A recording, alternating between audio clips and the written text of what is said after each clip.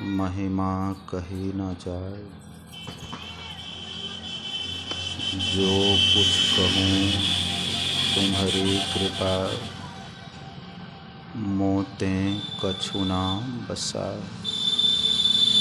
श्री सद्गुरु महाराज की जय।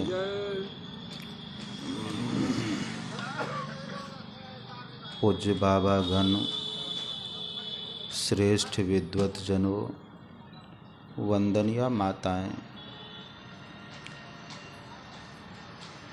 हम लोग वैदिक धर्मावलंबी हैं।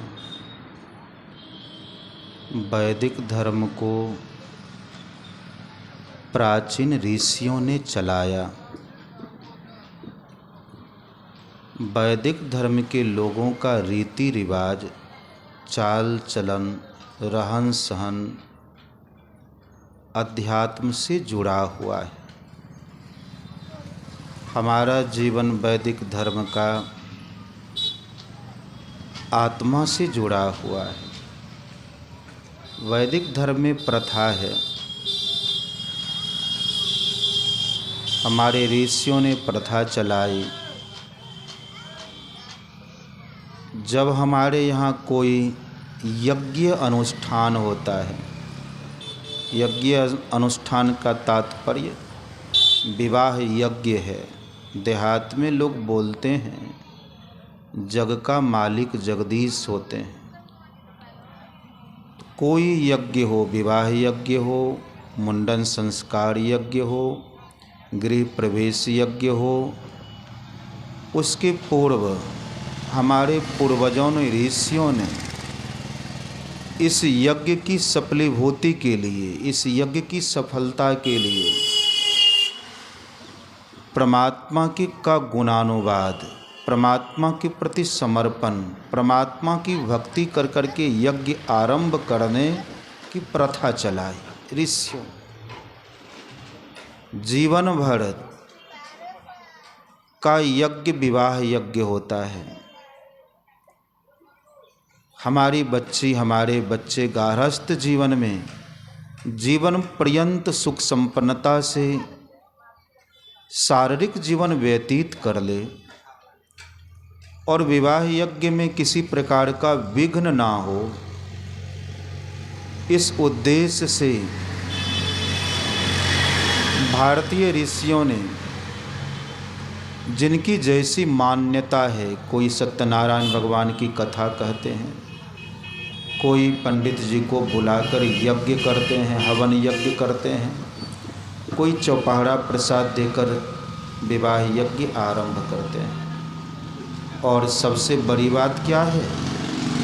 वैदिक धर्म के विवाह यज्ञ की सबसे बड़ी बात है, इसके सारे वैदिक विधि रीति रिवाज पूर्ण रूप से अध्यात्म से जुड़ा हुआ है। 15 दिन पूर्व से, 1 माह पूर्व से ही मान लो क्या करती, अपने इष्ट देवता का, गोसाई का मनन गीत गाती है, गोसाई का गीत गाती है, जिससे देवता की प्रसन्नता होती है और देवता से याचना करती है, मान लो गीत के द्वारा, कि हे देवी, मेरे पुत्री का विवाह यज्ञ आपकी कृपा से संपन्न हो जाए। और यह सत्संग इसी उद्देश्य से रखा गया है। कल से ही लोग ध्यान अभ्यास कर रहे हैं। जिनकी जैसी स्थिति है साधना में, वैसी स्थिति के द्वारा कल से लोग ध्यान कर रहे हैं। लक्ष्य क्या है? यद्यपि ध्यान का लक्ष्य है, सत्संग का लक्ष्य आध्यात्मिक अनुष्ठान भगवत प्रसाद नहीं है। सत्संग का लक्ष्य है आत्मिक विवाह। परंतु सत्संगी जब बाहरी भक्ति छोड़ देते हैं, सार चीज को जानने लगते हैं, तब वे अपने अनुसार सत्संगी हैं तो सत्संग यज्ञ करते हैं।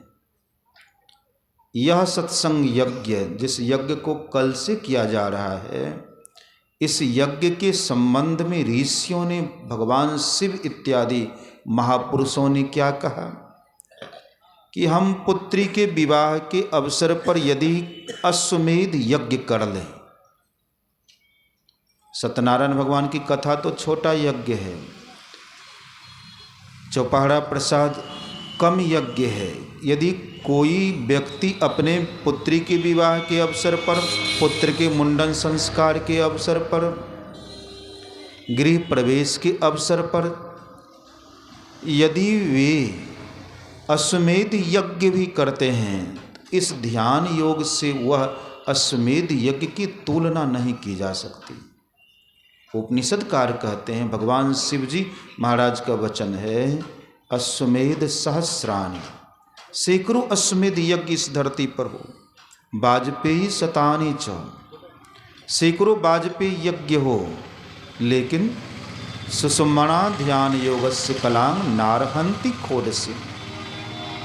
साधु महात्मा सत्संगी साधक साधिका जो बैठकर आज्ञा चक्र में थोड़े काल ठहर कर जप किए, मानस ध्यान किए, दृष्टि योग किए, इसके परिणाम में, अल्पकाल के सुषुम्ना ध्यान के परिणाम में, यदि हजारों वर्ष तक वाजपेयी जैसा यज्ञ, ना पंडित की पवित्रता और ना भगतिया की पवित्रता, कोई पूर्ण ब्राह्मण यदि अश्वमेध यज्ञ करे, पृथ्वी पर अश्वमेध यज्ञ करने वाले पंडित नहीं हैं, लेकिन हो जाए, फिर भी संत मत में जो ज्ञान यज्ञ, योग यज्ञ किया गया, इससे बढ़कर अश्वमेध यज्ञ का लाभ नहीं बतलाया गया है।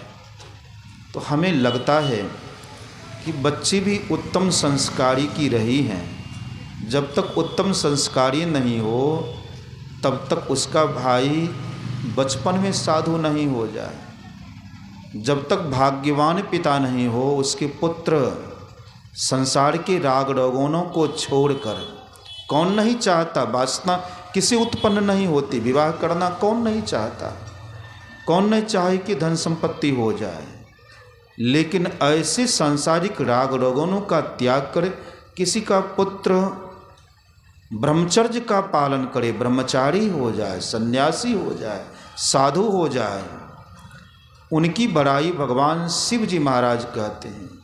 पार्वती जी से भगवान शिव कहते हैं, हे उमा,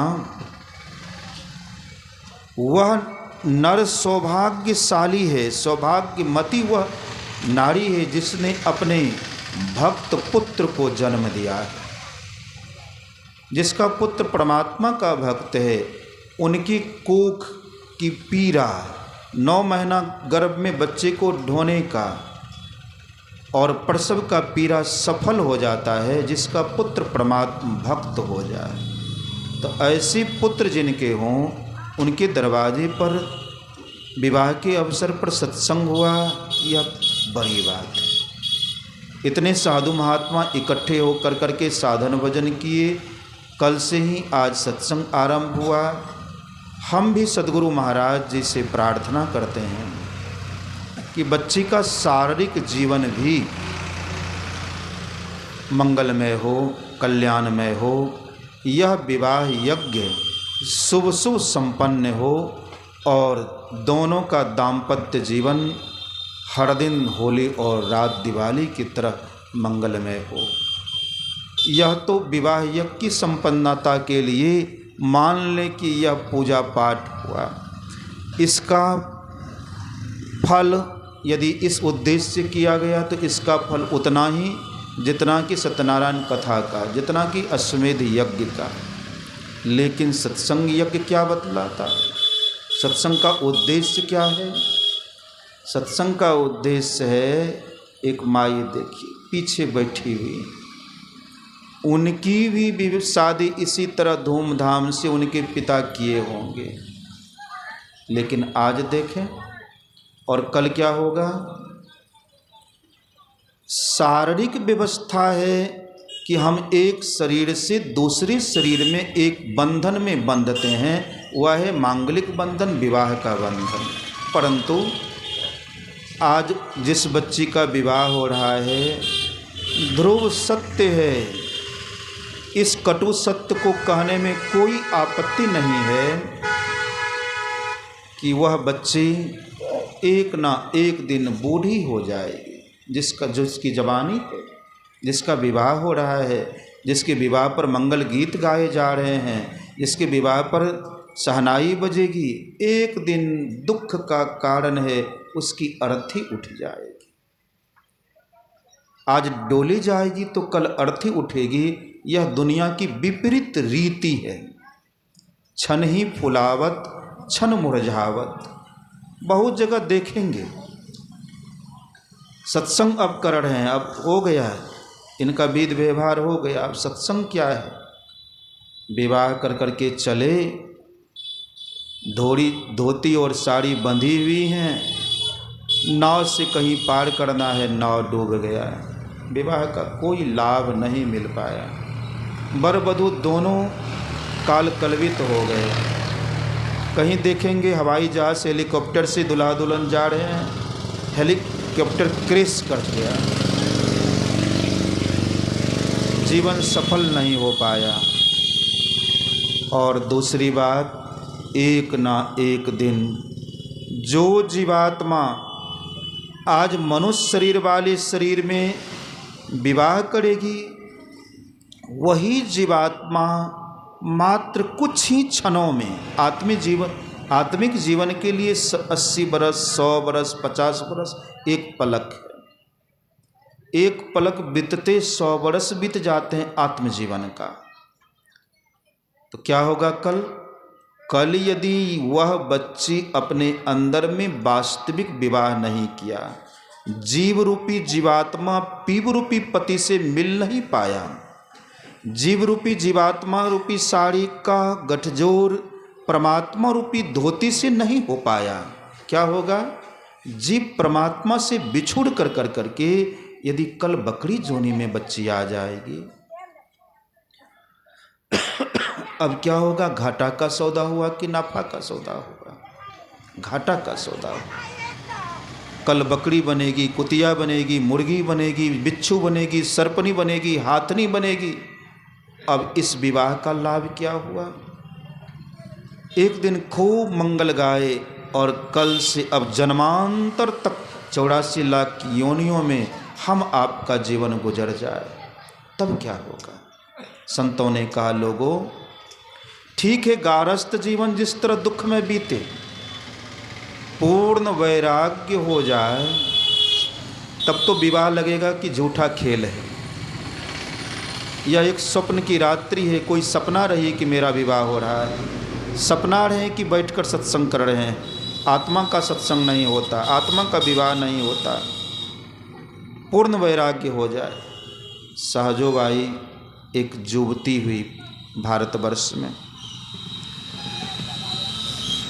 उनका विवाह हो रहा था, बारात आने ही वाली थी। चरणदास जी महाराज से उन्होंने कुमारी अवस्था में दीक्षित हुई थी, दीक्षा ली थी। चरणदास जी महाराज के मन में विचार हुआ,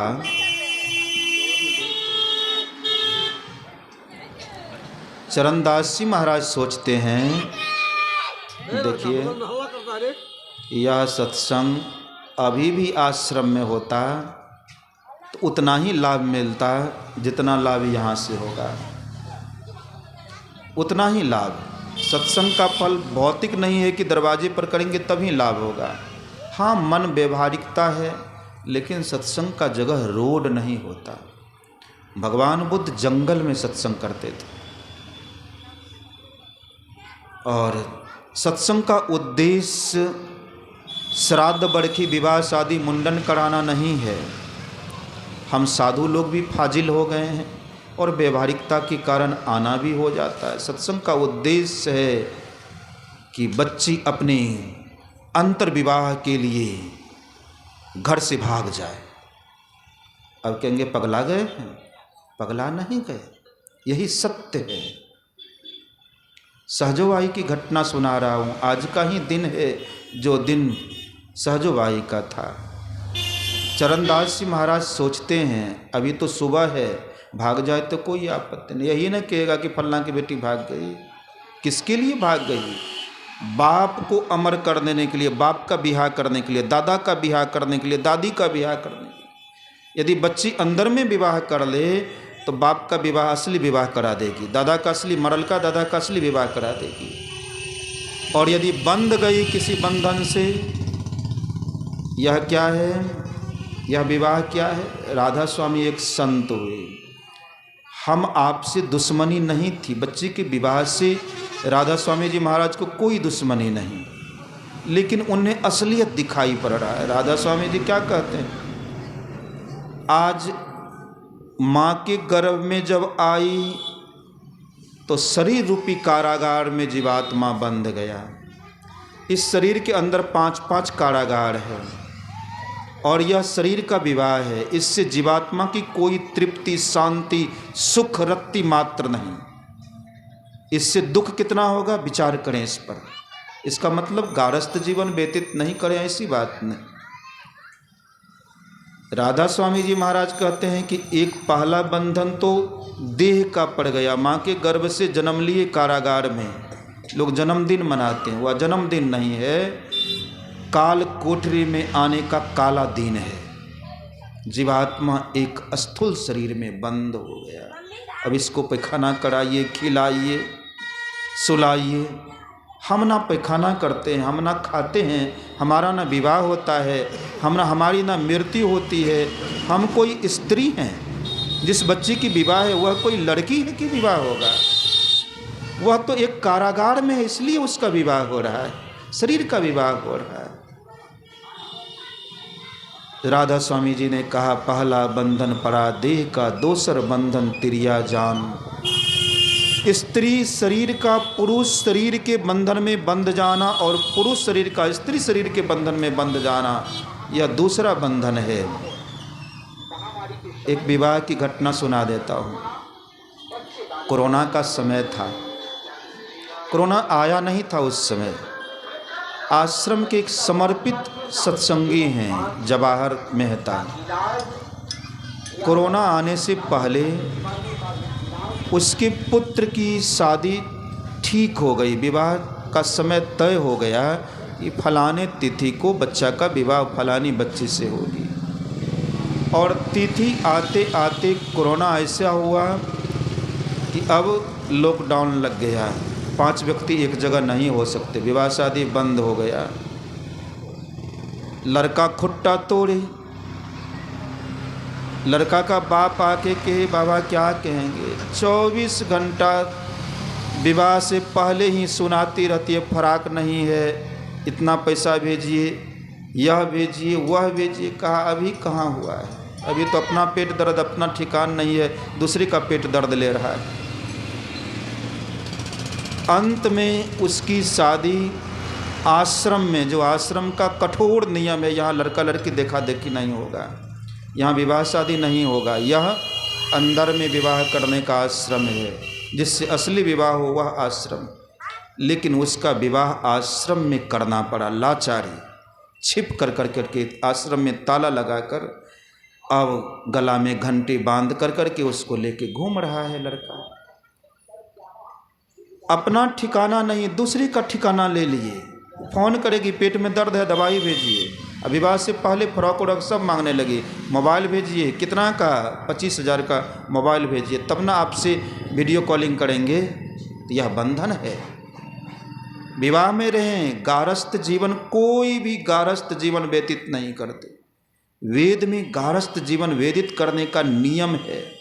इस नियम से गारस्थ जीवन में आया जाए, संयम पूर्वक जीवन व्यतीत किया जाए, संतानों उत्पत्ति के उद्देश्य से पति और पत्नी का समागम हो। हम तो जानवर को टप गए। जानवर जानता है संयम, जानवर जानता है समय पर गर्भ धारण करना, लेकिन हमारी स्थिति जानवरों से बदतर है। हम गारस्थ कहाँ हैं? बैल गाय कुतिया से भी बदतर हो गए। और संतान हो जाए तो पूर्ण ब्रह्मचर्य का पालन करना। दयानंद सरस्वती जी ने ठीक ठीक शास्त्रों को सत्यार्थ प्रकाश में लिखा है। उन्होंने लिखा है पूर्व के लिए कि 40 वर्ष तक अखंड ब्रह्मचर्य व्रत का पालन पुरुष करे, वह है ब्रह्मचर्य आश्रम। 25 वर्ष तक अखंड ब्रह्मचर्य व्रत का पालन कुमारिका लड़की करे। तब गारस्थ जीवन में ग्रह नक्षत्र को देखकर आध्यात्मिक अनुष्ठान के द्वारा गारस्थ जीवन में प्रवेश करे। संतानोत्पत्ति के ख्याल से ग्रह नक्षत्र दिन शुभ दिन देखकर मांगलिक अवसर पर, किसी व्रत के अवसर पर, किसी एकादशी को, किसी पूर्णिमा को, किसी शुभ दिन में संतानोत्पत्ति के ख्याल से गुरु मंत्र का जप करते हुए, अब गुरु मंत्र का जप करेंगे और संतानोत्पत्ति करनी। सहरसा में ये परमेश्वर बाबा जानते हैं, एक घटना सुना देता हूँ सहरसा का। एक सुबोध मोहन घोष थे, सचिव पद पर जिला सचिव रह चुके हैं बहुत दिनों तक। सुबोध मोहन घोष बाद में जब 93 में 2 भाग में संस्था बट गई तो ये कुप्पा घाट से संचालित संस्था में रह गए सचिव होकर। बहुत दिनों तक सचिव रहे, बाबा लोगों के बाद, परमेश्वर बाबा के बाद, रामानंद स्वामी जी के बाद। उनके पुत्र का नाम है सुमन। सुमन जी भागलपुर में रहकर नौकरी करते हैं। उन्होंने एक घटना सुनाया, बाबा हम दोनों तो विवाह किया लेकिन गारस्थ जीवन एक दिन भी व्यतीत नहीं की। हम लोगों को आवश्यकता नहीं है पुत्र का, हम लोगों को जरूरत नहीं पड़ती है पत्नी और पति से मिलने का। एक साथ रहते हैं, अलग अलग कमरे में रहते हैं, ध्यान भजन करते हैं और बहुत सुंदर संन्यास जीवन व्यतीत करते हैं। उसकी एक बहन, बड़ी बहन गोल्डन नाम की है, जो सन्यासिनी हो गई है। महर्षि संसेवी जी पर उसने शोध की है। छोटी बहन है गिरस्थ सन्यासी। उसने एक घटना सुनाई अपने पिता का, हमें बड़ा आश्चर्य हुआ। कुप्पा घाट में वो सुनाए हमको, बाबा हमारे पिता ने गुरु महाराज से प्रार्थना की थी कि मेरा पुत्र ऐसा हो जो भौतिकता में भी बहुत बड़ा हो, भौतिक जगत में भी बड़ा हो, अध्यात्म जगत में भी ऊंची गति प्राप्त करे। दोनों विपरीत बात है। भौतिक से अध्यात्म को दिन रात का तफड़का है। भौतिक है पूरब जाना तो अध्यात्म में पश्चिम जाना। भौतिक है बंधना, अध्यात्म में बंधन को तोड़ना। तो पिताजी ने एक घटना सुनाई, बाबा हम सुना देते हैं आपको। कहा क्या सुनाए? कहा देखो तुम्हारे जन्म के पूर्व हम दोनों पति पत्नी 3 बरस तक ब्रह्मचर्य का पालन किए, कभी आपस में नहीं मिले। और हम दोनों पति पत्नी गुरु महाराज का मानस ध्यान करते हुए समागम किए कि मुझे भक्त पुत्र की प्राप्ति। यह है गारस्थ जीवन।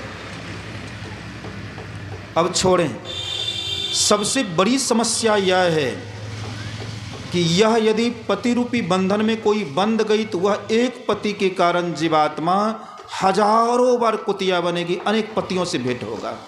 इसको लकीर मान लीजिए, कोई काटने वाला नहीं। अकाट्यवाणी बोल रहे हैं। एक पति के कारण, आसक्ति के कारण वह कुतिया बन कर करके हजारों कुत्तों से मिलेगा। इसलिए विवाह करते हुए अनासक्त हाँ रहें, लेकिन कर्म में प्रवृत्ति ना हो। अनासक्त कर्म, कर्मयोग बतलाया भगवान श्री कृष्ण ने श्रीमद् भगवद गीता में। किसी भी कर्म में, विवाह में आसक्ति, घर परिवार में आसक्ति हमारे लिए चित्त में संस्कार उत्पन्न करता है, बीज उत्पन्न हो जाता है। उसी के कारण हम भोग जोनियों में आते हैं। एक पत्नी की आसक्ति के कारण हजार बार जीव सुगर जोनी में, हाथी जोनी में, वासनात्मक जोनी में जीव को आना पड़ता है। इसलिए संतों ने कहा संयम पूर्वक जीवन व्यतीत करें। सहजोबाई को चरणदास जी महाराज रास्ते चलते हुए एक टीड़ सुना दिया। चलना है रहना नहीं, चलना विश्वावीस, सहजो तनिक सुहाग पे, कहा बुधावे शीस। ऐ सहजो, एक दिन मृत्यु हो जाएगी, इस संसार में नहीं रहना है। गुरु महाराज जी ने जब पढ़ा ऑल मेन मस्ट डाई, उनके मन में विचार हुआ क्या पढ़ना, जब मर जाएंगे तो क्या पढ़ना, जब मर जाएंगे तो क्या विवाह, जब अर्थी उठ जाएगी तो डोली की क्या आवश्यकता, भूल जाएंगे इस विवाह का क्या होगा। और यह भी सुन लें कि जितने गिरस्त बैठे हैं वे भी सुने। इसको एक घटना के द्वारा सुना देते हैं। परसों भगीरथ बाबा के पास बैठे हुए थे, एक सज्जन आए, प्रणाम किया। हम भगीरथ बाबा लोग जीव के कर्मानुसार अधोगति में जाने पर चर्चा कर रहे थे। चर्चा यह चल रही थी कि सर्पनी अंडा देती है और अंडा फूटता है, तुरंत सर्पनी अपने सारे बच्चे को निगल जाती है। उसी में कोई बच्चा बच जाता है तो वह सर्प हो जाता है। अब बताइए यह सर्पनी क्या है? यह सर्पनी है काल। जन्म मृत्यु में हम जन्म दे रहे हैं, निगल रहे हैं, यह काल। बाबा बोले कि एक जीव और होता है का। हम बोले कि है हजूर? हम लोग जो देहात के वे जानते होंगे, शायद कांखोर बोलते हैं उसको। बाबा कोकड़ा बोले, लेकिन हम लोगों की कोकड़ा बोले बाबा। क्या हुआ? कोकड़ा का बच्चा माँ के गर्भ में ही माँ के सारे मांस को खा जाता है और खोल बच जाता है, कोकड़ा की मृत्यु हो जाती है। यही है यह विवाह, यही है यह दुनिया। इस दुनिया को समझ जाएंगे तो बस इतना ही देर है कि किसी तरह छूट मिले कि भागकर किसी कंदरा में बैठ जाएं। इस संसार को समझ नहीं पाते, इसलिए रमणीय प्रतीत हो रहा है। आज एक जीव को दूसरे बंधन में बांधा जा रहा है। अन्य विचार रमणीय, भयंकर, महाभारी। यह सिंदूर ना जाने कौन भयंकर महाभारी जोनियों में इसकी आसक्ति जीव को घुमाएगा, इसका कोई ठिकाना नहीं। लेकिन हम मंगल गीत गा कर के फांसी पर चढ़ते हैं कि फांस उतार दो, और पुत्र के जन्म पर बधाई मनाते हैं, तरह तरह का नाच गाना गाते हैं। वह तेसर बंधन पुत्र विचारो, चौथा नाती मान। राधा स्वामी जी कहते हैं सहजवाई चेत गई, चलना है रहना नहीं है, विवाह करके क्या होगा। इस बाबा की पृथ्वी पर जितनी नारी है उतनी पत्नी हो गई। याद है बाबा को? जिस बच्चे की विवाह है, जितने लोग पुरुष हैं पृथ्वी पर उतने लोगों से उस बच्चे की पूर्व में विवाह हो गया है। याद है उसको? जब पूर्व के उतने पतियों से तृप्ति नहीं मिले, पृथ्वी भर के पुत्र से तृप्ति नहीं हुआ, तो यह विवाह हमें तृप्त कर पाएगा? यह अनविचार रमणीय नहीं तो क्या है? भयंकर महाभारी। एक सज्जन आए बाबा के पास, सांप की चर्चा चल रही थी। मूछ वाले सज्जन थे, वो ध्यान शिविर में भाग लिए। कई साल से देखते हैं उनको ध्यान शिविर में भाग लेते हैं। तो बाबा पूछ दिए, अपने सांप बन लिए या? तो नहीं हजूर, हम सांप कहाँ बने। तो बाबा क्या कहते हैं? अपने सांप बन लिए या याद नहीं छे। हम सभी लोगों को स्मृति नहीं है, हम विस्मृत हो गए हैं कि कितने दिनों तक किन किन जोनियों में ना जाने हम भटकते हुए। कागभूषुंडी जी कहते हैं, हे खगड़ाज, कवन जोनी जुग ऐसो नाही, मैं खगेश भर में होती हूँ ना। कौन सी ऐसी जोनी नहीं जिसमें हमने भरमा नहीं। इस जीवन का एकमात्र लक्ष्य है, चाहे उसके लिए त्याग जो करना पड़ जाए, कि मक्खी जीवन में ना आ जाए, चाहे विवाह त्याग करना पड़ जाए, पति को त्याग करना पड़ जाए। मीराबाई ने पति का त्याग किया, तब तुलसीदास जी को पत्र लिखा था, अब क्या करें। तो तुलसीदास जी ने जो जवाब दिया, उत्तर दिया, वह विनय पत्रिका में है। जिस जाको प्रिय ना राम वैदे, तजिए कोटि बैरी सम यद्यपि परम स्नेह। जो राम भक्ति में विवाह यदि बाधा कर रहा है, त्याग दो। करोड़ों बैरी के समान, हमें विवाह नहीं करना, तुम दूसरा विवाह कर लो बाप माए, फिर से बाप दूसरे से विवाह कर लो, माए दूसरे से विवाह कर ले, हमें बंधन में ना बंधना है। और सिंदूरदान के समय में भी हमारा सूरत यदि अंदर में लगा हुआ है तो विवाह हो जाए तो कोई हर्ज नहीं। नकली विवाह हो रहा है होने दीजिए, असली विवाह है, विवाह के समय हमेशा अपनी सूरत को, जीव को पीप में मिलाने का मंगल गाना अपने अंदर में गाएं। इस विवाह को कबीर साहब क्या कहते हैं? झूठा खेल। कबीर साहब कहते हैं, करो जतन सखी साईं मिलन की। हे सखी, सखी कौन? सखी जीवात्मा। हे सखी, जीवात्मा रूपी सखी परमात्मा रूपी साईं अपभ्रंश शब्द है। देहात की मान लो कहते हैं तो हर साईं मतलब पति, स्वामी। तो कबीर साहब अपभ्रंश शब्द का प्रयोग करते हुए कहते हैं, हे सखी, साईं से मिलने का प्रयत्न करो, अपना विवाह करो। अपने अंदर में जो मरवा है, काश यदि कोई वृद्ध इसमें से कोई महात्मा अपने अंदर के मरबा पर बैठ जाता और देखता अपने अंदर का मरबा का क्या राग रोगन है, पटाखे फूट रहे हैं, शहनाई बज रही है, उस शहनाई को छोड़कर बाहरी बाजा में हम आपका मन लगा हुआ है, जो विवाह की हमें फांसी लटकाएगा। अंदर में विवाह की शहनाई बज रहा है, बरमाला लेके खड़े हैं विवाह करने के लिए और हम नज़रअंदाज कर रहे हैं। हमारे पिताजी कभी कभी गप हाँकते थे, सही गप था। उनकी जब शादी हो रही थी हमारे बाप की, उनके ससुर बड़े लोग थे, उस समय के वे बहुत संपत्तिवान थे अपने यहाँ के। तो पिताजी लोगों वे हाथी भेजे थे अपने दामाद को ले जाने के लिए। और जब उनका दामाद जाए तो हाथी से चिकनी गांव से बेला गांव जाए, आवे तो बेला से हाथी से चिकनी पहुंचा दिया जाए। महावत को भेज देते थे, जाओ पाहुन को ले आओ। तो वे सुनाते थे कि हमारे ससुर जो मड़वा बनाए थे उसमें झालर नहीं लटकाए थे, या कोई चीज़ ऐसा नहीं कि सजावट का लटकाए थे, तरह तरह की मिठाइयाँ लटकी हुई थी और तरह तरह के फल लटके हुए थे, फलों से मरबा सजी हुई थी। तो हम बोले, इस जो बाराती गया था, ये सब क्या है? तुम लोगों के खाने के लिए है, तोड़ के खाओ ना, सब ये देखने के लिए थोड़े। यदि हमारे पिताजी को अंदर का मरबा पता चल जाता तब वे क्या कौन गप हाँकते? कबीर साहब सुनाते हैं अंदर का मरबा कैसा है। ऊंचा महल कहाँ, जहाँ सिमट कर करके हम अपने अंदर में केवल प्रवेश करेंगे। चलत पंथ सुख होत महा है, जहाँ अजर झरते, जहाँ अजर की झड़ी लगी हुई है। बाबा कहते थे रामानंद स्वामी जी, हे आप क्या सुनते हैं? हम कहते थे कुछ न सुनते हैं।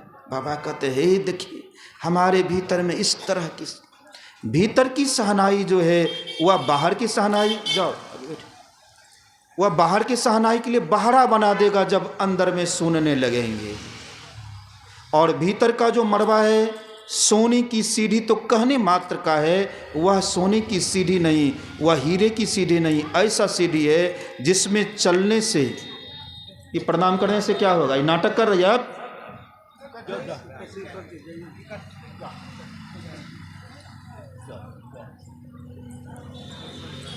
पढ़िए कागभूषुंडी जी गरुड़ संवाद में भगवान शिव जी महाराज गिरी सुमेरु उत्तर दिशा दूरी में अंदर के मरबा का चर्चा किए। कबीर साहब क्या कहते हैं?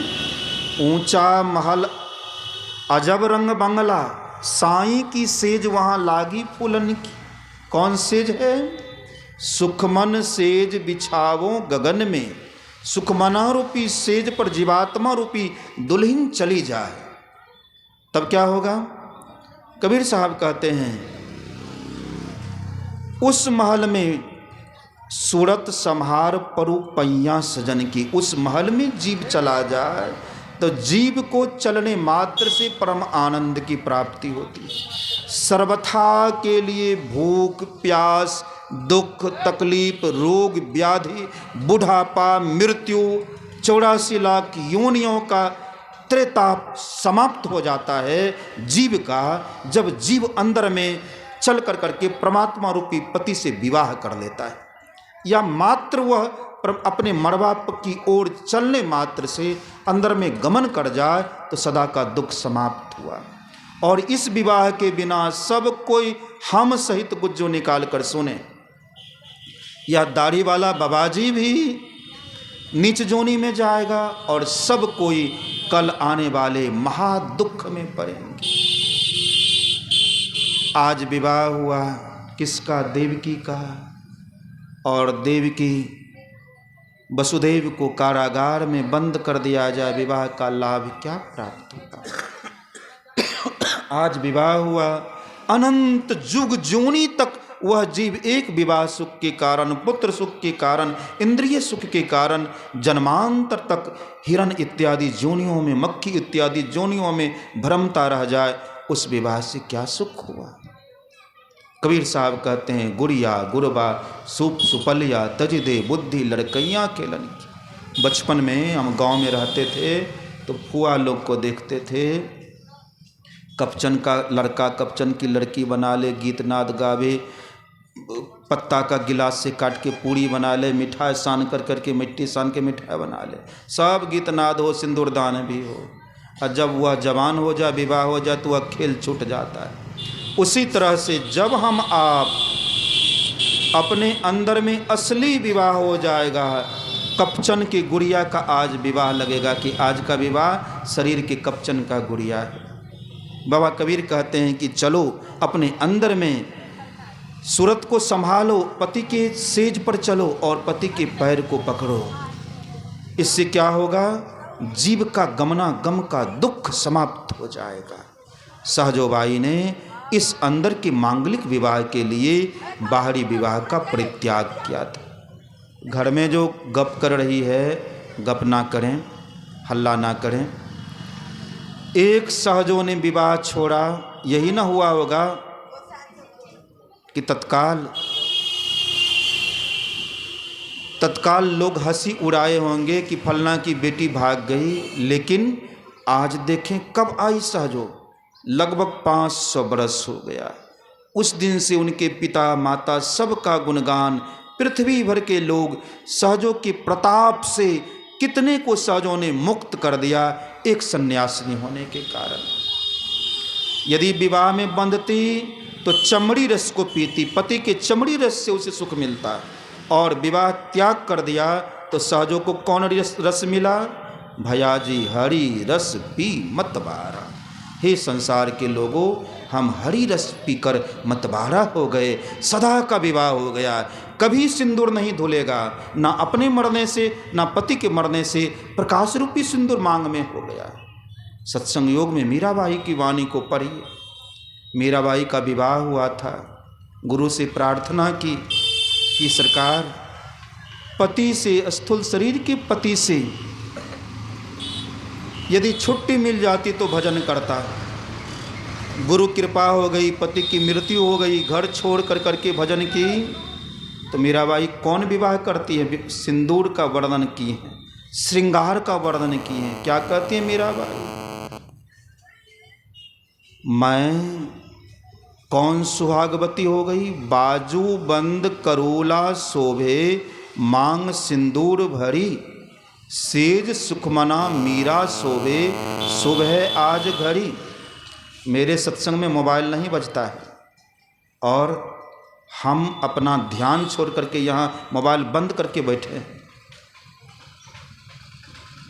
सहजोबाई क्या कह रही हैं? यह मोबाइल फांसी लटका देगा आपको, यह मोबाइल दूसरी जोनी में ले जाएगा। सत्संग के समय में बात करना मेढक जोनी में जाने का कर्म बना लेना है। इसलिए सावधान। हम नहीं, हमको पैसा नहीं चाहिए, हम बाबाजी की तरफ बौखते नहीं हैं कि वहाँ ब्याह वहाँ शादी। हाँ, इसके पिता का प्रेम जब भी मिले या पैर पकड़ करके ना जाने इतना रोता क्यों है, सो हमें पता नहीं चलता। और इसके पुत्र की परमात्म भक्ति, सचिन का परमात्म भक्ति, वह प्रेम यहाँ लाया है, सत्संग नहीं लाया है। हमें रहना चाहिए दूसरी जगह, लेकिन यहाँ मीराबाई कौन विवाह की? मीराबाई कहती हैं बाजूबंद करूला सो। बाजूबंद क्या है? माता लोग समझती होंगी बाजूबंद क्या है। एक श्रृंगार का नाम है बाजूबंद। कौन मंग टिक्का, कौन टिकली, कौन बाली, कौन नथिया शोभता है? अंदर में शील, संतोष, प्रेम, श्रद्धा, नम्रता रूपी श्रृंगार मीरा के आत्मिक शरीर पर शोभ रहा है, जिसको देखकर परमात्मा रूपी पति रीझते हैं। मीरा 16 श्रृंगार कर करके गुरु के रास्ता को पकड़ी है अंदर में विवाह करने के लिए। मांग सिंदूर भरी, कौन मांग पर सिंदूर? सूक्ष्म शरीर रूपी मांग पर प्रकाश रूपी सिंदूर मीरा के मांग में, विधवा मीरा के मांग में शोभ रहा है। शुभ है आज घड़ी। अब मीरा के जीवन में अशुभ होगा ही नहीं। उन्होंने मृत्यु रूपी अशुभता को पार कर गया, उसने दुख दर्द रूपी अशुभता को पार कर गया। मीरा विधवा होकर करके आत्मिक विवाह की। और जब मीरा की शादी हो रही थी, मीरा का विवाह तो माता पिता, नगर के लोग बहुत समझा बुझा कर करके जबरन कर दिया। मीरा कहती थी बंधन में नहीं बंधेंगे। और माता मदालसा भी विवाह करना नहीं चाहते थे। मीरा का जब विवाह हो रहा था, उस समय में बाप माँ नहीं जाते थे, राजा थे। राजा कैसे जाएंगे? बड़े पद पर थे वे, कैसे जाएंगे दुल्हन बहू खोजने के लिए? मंत्री जाता था और कुशल पुरोहित, जिसे सर्वधर्म शास्त्र का, भूत भविष्यत का ज्ञान हो, ऐसे पंडित जाते थे, मंत्री जाते थे वधू खोजने के लिए, राजा महाराजाओं की राजकुमारियों के लिए। जब वर देख करके आए, मुनि वशिष्ठ भी समय देखकर लगन बनाया था। वर देख करके आए भूत भविष्यत जानने वाले सब, ये पंडित जी। तो मीरा पूछती है, स्वाभाविक बच्चियों के हृदय में यह चाहना रहती है, मेरा जो विवाह तय किए हैं पिताजी, तो लड़का कैसा है सुनते। जब पत्नी से बताते हैं, पति आकर करके दुल्हा एहन छै, पढ़ल लिखल छै, बीएड करने छै, नौकरी करे छै, तो छिप कर करके बच्चियां सुनेगी, लालसा रहती है हमारे जीवन संगी कैसे। तो मीरा ने पूछा पंडित से, सीधा सीधी अलग में बुला कर करके अपने महल में पुरोहित को बुलाया और पूछा, पुरोहित जी मेरा जो वर खोजे हैं, वर कैसा है? तो पंडित जी क्या कहते हैं? पंडित जी कहते हैं मेरा इसमें भी कहने की बात है, गुणवान, विद्वान, शीलवान, सभी गुणों से संपन्न, खाब सूरत और सर्वमंगल मांगल्य वाले वर तुम्हारे लिए खोज कर मैं लाया।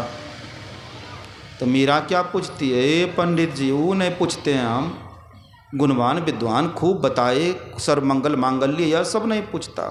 हम जो पूछते हैं उसका ना जवाब दीजिए। तो क्या पूछती है?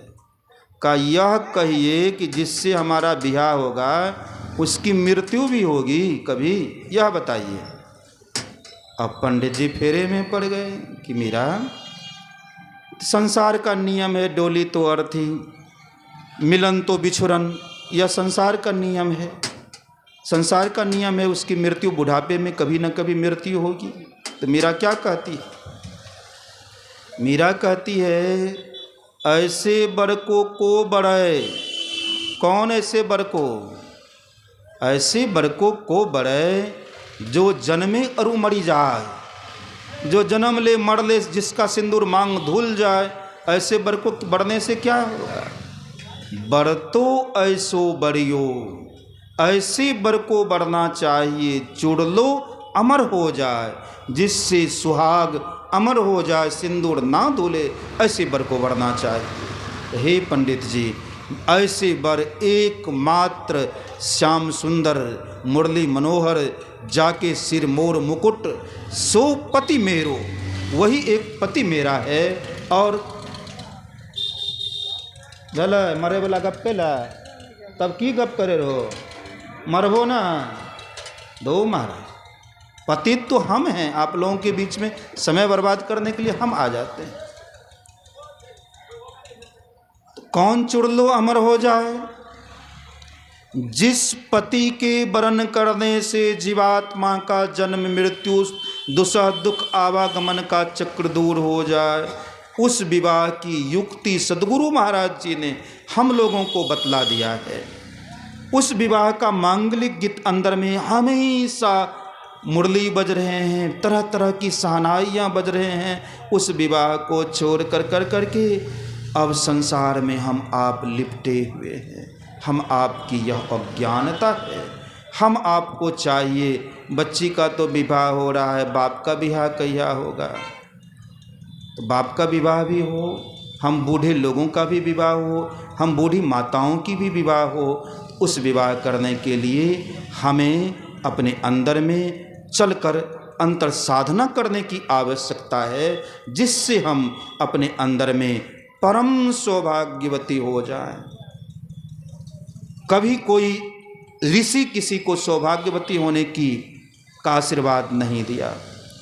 कोई सदा के लिए सौभाग्यवती बाहर में नहीं हो सकती।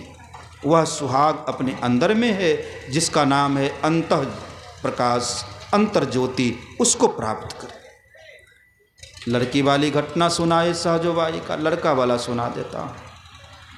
एक रज्जब दास जी महाराज हो गए, उच्च कोटि के महात्मा। उनके गुरु थे दादू दयाल जी महाराज, रज्जब दास जी महाराज के। वे फकीर थे, सूफी संत हुए, मुसलमान कुल में जन्म लिए थे। उन्होंने जब विवाह करने के लिए चला, माथे पर मोर, हम भी देखा है, TNB कॉलेज में पढ़ते थे तो भागलपुर में प्रथा थी, दुल्हा को घोड़ा पे बिठा कर करके लगाम पकड़ करके लोग लेके जा रहे हैं, दुल्हा घोड़ा पर जाता था, या घोड़ा लोग हाथी पर दुल्हा को लाते थे। अब रथ हो गया है, वो भी आर्टिफिशियल रथ, गाड़ी का रथ। ये कौन? दादू दयाल जी महाराज के शिष्य रज्जब दास जी महाराज घोड़ा पर बैठकर मुकुट बांधे हुए, मोर बांधे हुए विवाह के लिए जा रहे थे। रास्ते में गुरु महाराज का आश्रम था। मन में विचार आया, गुरु महाराज से आशीर्वाद ले लूं विवाह का। गए, गुरु महाराज जी के चरण में प्रणाम किया। गुरुदेव क्या कहते हैं? रज्जब ते गज्जब किया, ऐ रज्जब गजब कर दिया तुम। सिर पर बांधा मोर, सिर पर मोर बांध दिए। आए थे हरि भजन को, किए नरक की ठोर। आया था परमात्मा भक्ति करने के लिए, नरक का ठोर जा रहे हो नरक में गिरने के लिए। रज्जब दास जी महाराज चेत गए। क्या प्रवचन करता नहीं जानते हैं, नहीं सुनते हैं? ओकरा घरे में रखो ना, रख जाओ जाओ, बैठो, कहीं जाओ, घर के काम देखो। प्रवचन करता जानते हैं। रज्जब ते गज्जब किया, सिर पर बांधा मोर। आए थे हरि भजन को, किए नरक की ठोर। रामचरितमानस में तुलसीदास जी ने हम आपके मानुष जन्म का उद्देश्य, लक्ष्य लिखते हुए कहा, हे जीव, मानव जोनी विवाह करने के लिए नहीं, मानव जोनी बच्चा जन्म देने के लिए नहीं, मानव जोनी नौकरी करने के लिए नहीं। मानव जोनी किसके लिए है?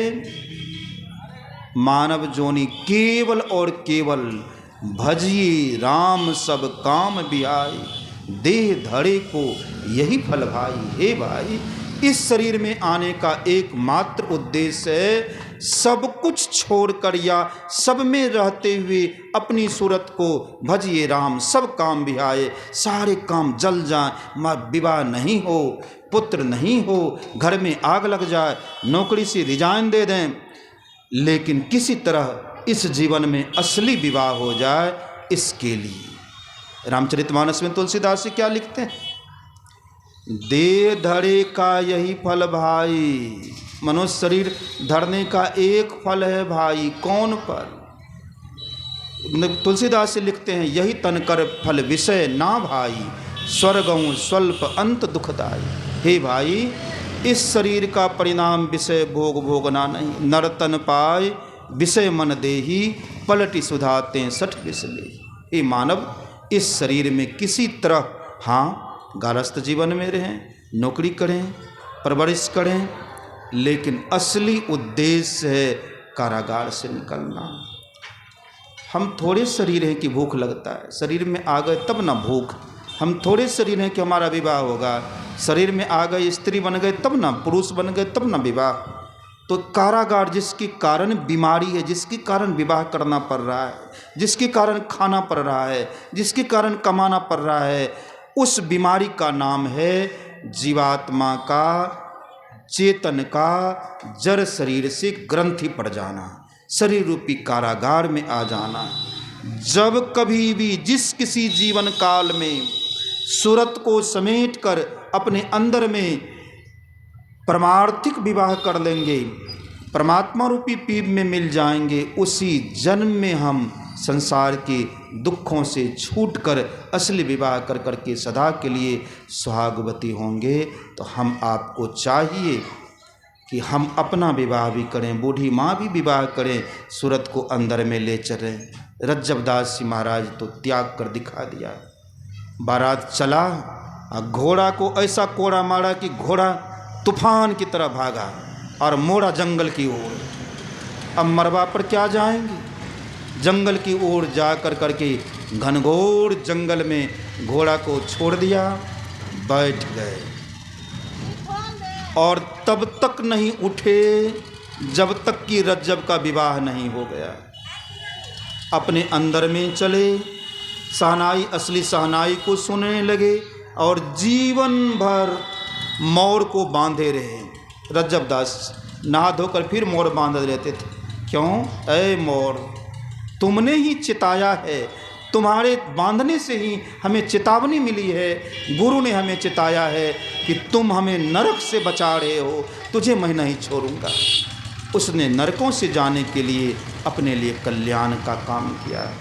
संत महापुरुष कहते हैं सब कुछ करें।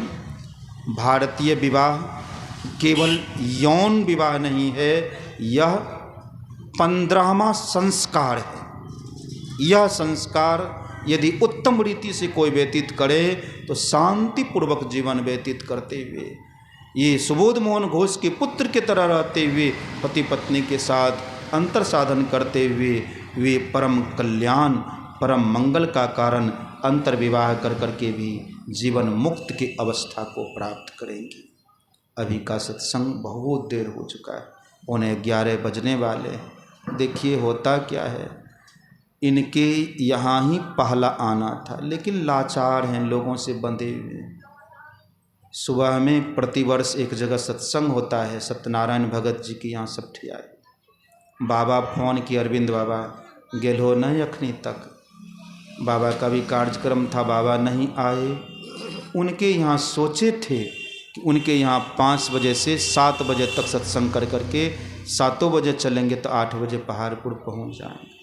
लेकिन माता जी ने एक दीक्षित को कई बार घुराने के बाद गछ लिए थे कि बाबा बाड़े को आएंगे तो आपको दीक्षा ले आए। हम कपड़ा पहन के निकले कि वही माता जी आ गई कि एकरा दीक्षा दे देती हो न। गुस्सा तो हुआ, लेकिन माता जी की आज्ञा थी और हम कम भी समय लेते हैं। अब जो बुराई हो कि अच्छाई हो, हमको 2 घंटा चाहिए दीक्षा देने में। ठीक उसी जगह पर सब कुछ ना कर ले तब तक दीक्षा हम सफल नहीं समझते हैं। तो उनको 1 घंटा में दीक्षा 1 घंटा व्यतीत हुआ, जिसके कारण यहाँ भी सब ठिया ही भी गए, वहाँ से भी, वहाँ कोई नहीं, अकेले हम थे, बाबा नहीं थे, वहाँ कुछ देर रहना पड़ा। इसलिए विलंब से आए, आने के विलंबता के कारण यहाँ आप लोगों को कष्ट हुआ, जिसके कारण सबों से हम क्षमा चाहते हैं। जिस बच्ची के इस मांगलिक शुभ अवसर पर 15वें संस्कार के अवसर पर हमारी पुस्तक है संस्कार रहस्य, पढ़ें कि विवाह संस्कार क्या है, मुंडन संस्कार क्या है, कैसे विवाह संस्कार गारस्थ जीवन में रहकर हम अपने आप को संस्कारित करें।